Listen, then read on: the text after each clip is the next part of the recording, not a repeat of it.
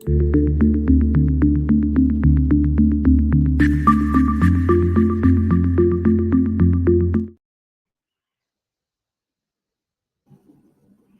afternoon and welcome to BizTech's Asian Midday Market Watch, powered by the Smart Investor Singapore. It's our year-end shows and we are looking back at 2023 and looking ahead to what to watch out for in 2023. It's our year-end show and we're looking back at 2022 and looking ahead to 2023. Now, David, good afternoon. Good afternoon, Brian. How are you? Good. Thank you very much, David. Now, David, before we start, what were some of the key things in 2022 that you look back on that you thought were key events and obviously key events and things that we should be cognizant of? Okay, let's forget about the World Cup final, because I think, that is something that will live in people's memories for a very long time. Watching Argentina and, of course, Lionel Messi lift the World Cup. And in his case, he's won everything apart from the World Cup. But going back to financial matters, I think the key events, I think, must be how resilient the global economies have been.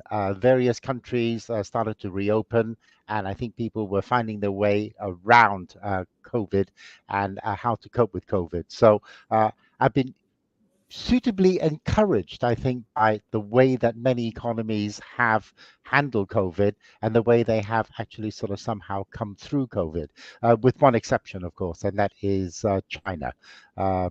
China has been a big disappointment. It was probably right at the very start of COVID, one of the champions around the world, the way that it managed to contain COVID. But over the following 18 months, 2 years, it seemed to have lost its way slightly and just didn't know what it was supposed to be doing and how it was supposed to be reacting to the reopening of the Chinese economy. And then all of a sudden it reopened, and there was no warning from anyone within the Chinese authorities that they were going to reopen. And I just feel that they've been somehow putting the cart before the horse, and they're going to pay quite a heavy price for the way that they have handled COVID in the latter days of the epidemic. So I think that was really my big standout for 2022.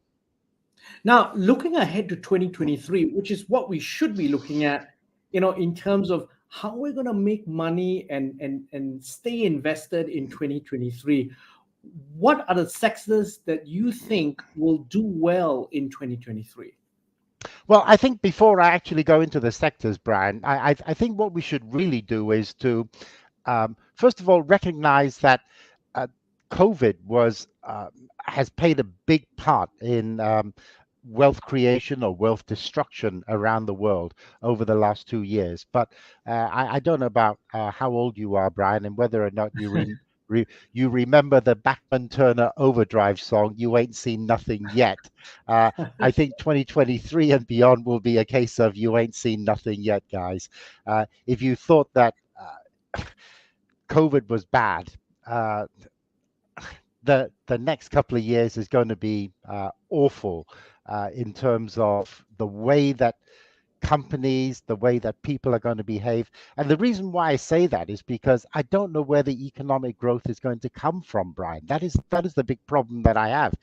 Consumer spending is obviously a great driver of economic expansion, economic growth. But with inflation and high interest rates, where are consumers going to get the money to try and sort of drive their respective economies forward? Companies are downsizing, companies are cutting jobs, they're cutting budgets, they're cutting staff, they're cutting everything. So where are companies going to be investing in terms of private sector spending to drive economies? Nothing's happening there. Then, of course, we have government spending. I looked at the top 10 economies around the world, Brian. 5 of them have debt to GDP levels above 100%. And then you have another 4 that are close to 100%, and just another 2 that are just marginally below 100%. So I don't think we're going to be getting a lot of government spending to drive economic growth. And then finally, we have exports. And we know that there is this bifurcation, this Cold War between America and China, and that's going to divide the world. So when I look at the four main drivers of economic growth, they're just not going to be there, Brian. And so therefore, I do worry about economic growth helping to drive people's living standards higher in 2023 and beyond.